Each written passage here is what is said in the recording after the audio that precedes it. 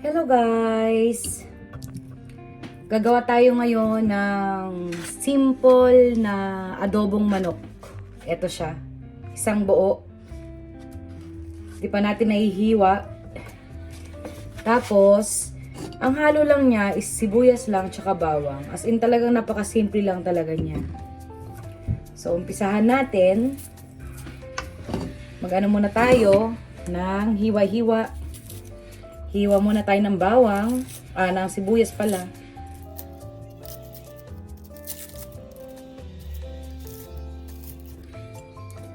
As in talagang napaka-ano lang niya. Wala tayong ibang halo dyan.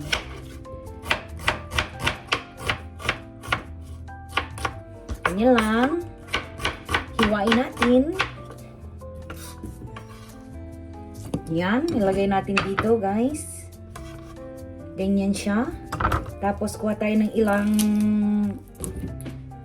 bawang. Siyempre, hiwain din natin yan. Mas maraming bawang sa adobo, mas masarap. Wala nang eme-eme to. Yan, ganyan yan. Yes. So, ayan na siya, mga kapatid. Nakahiwa na tayo ng bawang at sibuyas. Susunod naman natin hiwain ngayon ang manok. Ang manok ni San Pedro. Ayan, susunod naman natin hiwain ang manok. Isang buong manok siya, mga kapatid. Ayan. O, diba? Siyempre, hindi naman tayo ganun kagaling maghiwa. Basta mahiwa lang natin siya. Unahin natin tanggalin yung dito. Yung sa hita, no? So, ayan siya. So, nakuha natin yung ang unang hita. Ayan, no? In fairness, madali siya nakuha. Siyempre, hiwain pa natin yan ng isa pa. Kasi masyado namang malaki. So, ang isang hita naging dalawa. Parang gusto ko pa siyang paliitan. Sabay ka. Masyado naman. Sobra naman tipid yan. So, yung kabila ulit. Another side of the hita. O, yun, no? Ayan, ulit.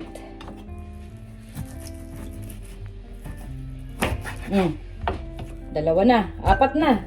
Sunod naman natin ngayon ay ang fak-fak. Alam nyo na guys, ang fak-fak, ang wings. Ito na siya. Pero syempre, hiwain pa ulit natin. Gawin ulit natin. Dalawa. Ang kabila naman. Ganyan lang yan para maparami. Pag gusto nyo pang maparami siya talaga, halimbawa sa isang buong manok, tapos isang katerba kayong kakain, madali lang ang technique dyan, mga kapatid. Halimbawa itong pakpak na to, ito. Yan, ganyan, di ba? Tinanggal nyo na ito, tinanggal nyo na. Ito, halimbawa. Pwede nyo pa itong hiwain. Tapos ito, pwede nyo pa itong gawing tatlo, ganyan, or apat. Ganyan lang. Tapos ito naman sa may bandang, puwet, no? Ayan. Hiwain muna natin dito. O, di ba? Ang galing, ah. O. So, ito na siya. Nakuha na natin. Kunin muna natin yung dito sa gilid. Habang matalim pa yung ating kutsilyo. Kasi, nararamdaman ko, mamaya ulit, ayan, o. Nararamdaman ko, parang pupurol na naman ang ating kutsilyo, guys. Ganyan lang ang technique niyan, o, diba? O. Yan.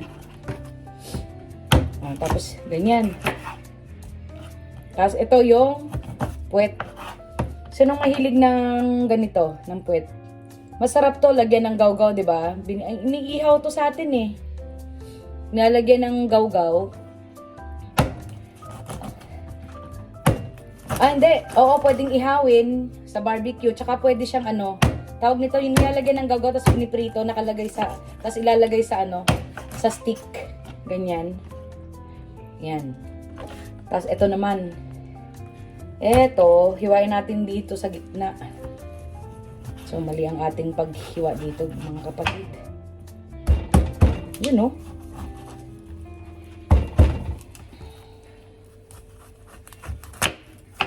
Yun, no?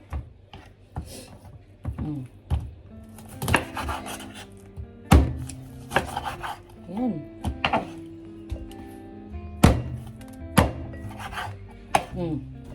Diba? Oh. Oh. Oh. Yan. Oh, edi natapos din siya. Tatabi muna natin to, guys. So, ito na siya. Yan na yung nangyari sa isang buong manok natin. At least, eksakto yan sa aming mag-asawa. Hanggang ano na yan. Hanggang buong 1 week. Yes, eme. Kaya mga 2 days. Hindi naman, mga ngayong tanghali, di ba? Tapos mamayang gabi. Abutin to hanggang bukas ng tanghali siguro. Tapos yung ating bawang at sibuyas. As in, napakasimple lang. Wala nang iba-iba pang halo. Okay, umpisahan na natin magluto ng ating super simple adobong manok.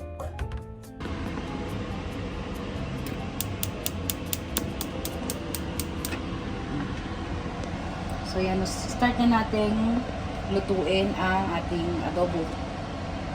Siyempre, lagyan mo natin ng konting mantika lang. Konting-konti lang. Painitin muna natin yan, mga kapatid. Ayan, mukhang mainit na yung ating mantika.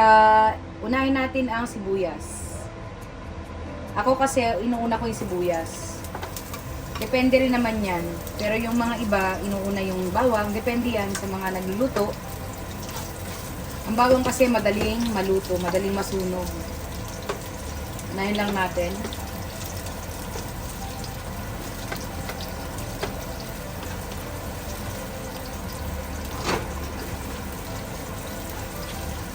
Gisa-gisa.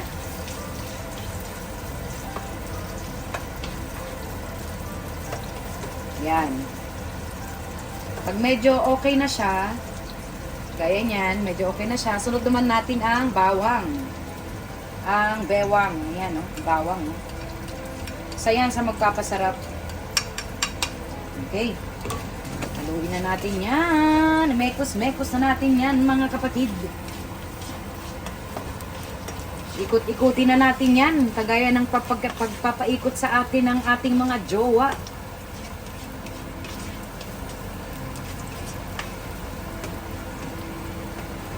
Hintayin lang natin maging golden brown lang siya, guys. Okay?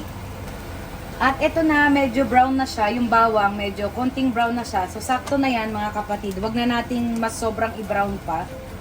Ayan. Yan, saktong-sakto yan. At ilalagay na natin tong ating manok na hiniwa kanina. Okay? Gigisa na natin siya. Diba? Lutong militar. Napakabilis. Halu-haluin natin siya, mga kapatid.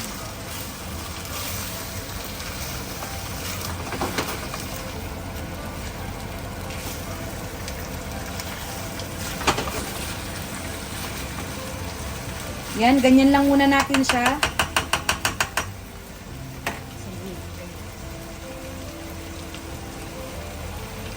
At tatakpan natin saglit lang, guys. Saglit lang natakip. Oh, ganan. Ang cute, di ba? Oh, Sakura.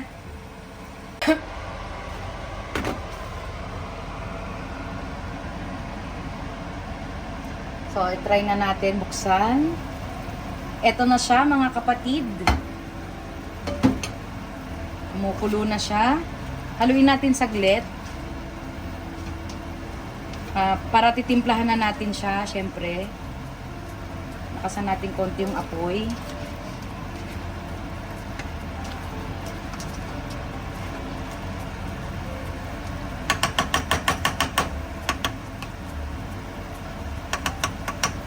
Okay, lagyan muna natin siya ng ating toyo.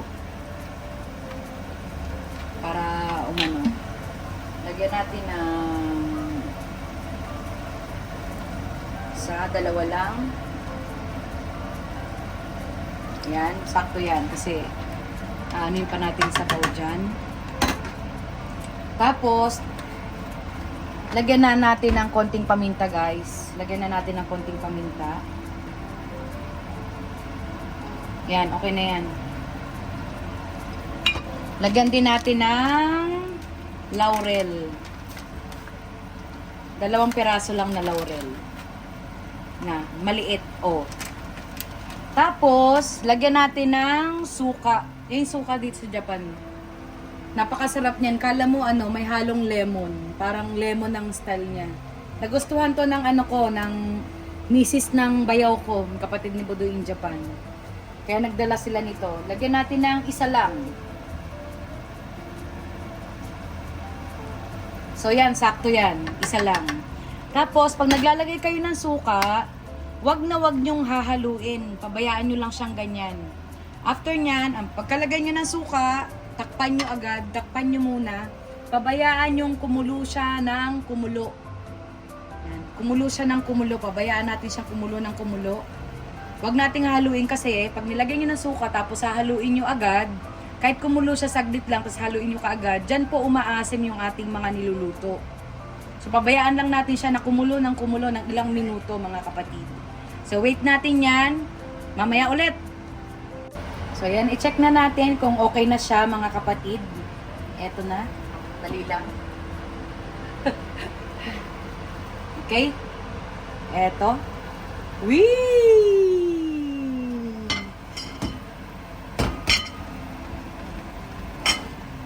Ayan na siya. Haluin lang natin. Hindi natin ito nilagyan ng asin or betchin. So, ang lasa lang niya is as in talagang toyo lang. Tapos yung paminta, yung suka, yan lang po yung niya, yung nilagay natin. Hindi tayo naglalagay ng mga kung ano-ano. So, luto na po siya. Makikita nyo naman po yan. Naghihiwalay na, oh. Oh. Tapos yung sabaw niya, sakto lang din, nagmamantika. Sa mga gusto ng yung adobo na medyo mas tuyo, pwede rin pakuluan nyo pa siya ng medyo matagal. Pero ako naman, mag-iiwan pa ako ng sakto na tong ganitong sabaw. Kasi masabaw kasi kami mga kapatid. So, yan na po yung ating ang ating simpleng adobo na bawang at sibuyas lang, walang asin, walang ajinomoto, lahat. Ngayon lalagay natin na ngayon sa ating lagayan. Uy, mukhang masarap na. Ang ating simple pero special na adobong manok.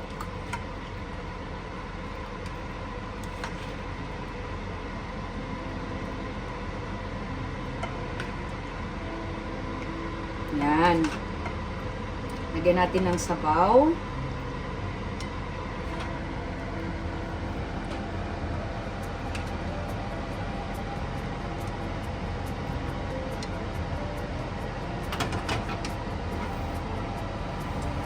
Ito na siya.